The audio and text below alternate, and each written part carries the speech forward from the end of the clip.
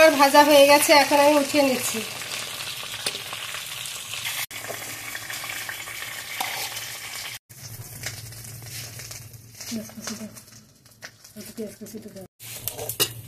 তেলের মধ্যে পেঁয়াজ কুচি, রসুন কুচি দিয়ে দিচ্ছি।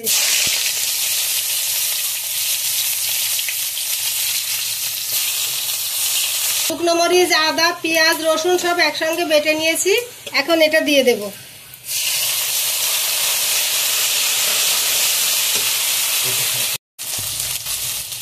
পরিমাণ মতো লবণ দিয়ে দিচ্ছি।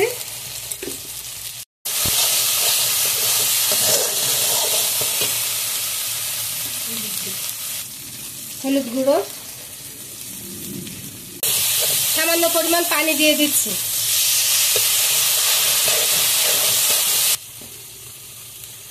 জিরে গুঁড়ো, ধনে গুঁড়ো, মশলাগুলো এখন ভালোভাবে কষিয়ে নেব। মশলা থেকে এখন তেল ছেড়েছে, এখন আমি কেটে রাখা টমেটোগুলো দিয়ে দিচ্ছি। মশলার সঙ্গে এখন টমেটোগুলো কষিয়ে নেব।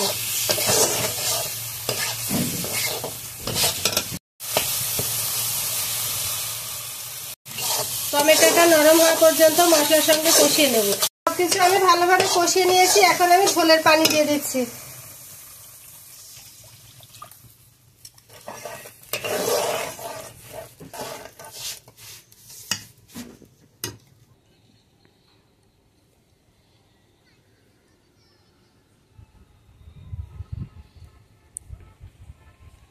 ঝোলের পানি ফুটে গেছে, এখন মাছগুলো দিয়ে দেব।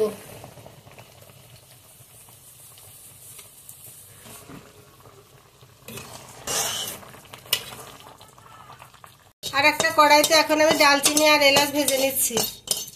এলাচ আর ডালচিনি যে ভেজে রেখেছিলাম সেটা গুঁড়ো করে এখন ওপর থেকে দিয়ে দিচ্ছি।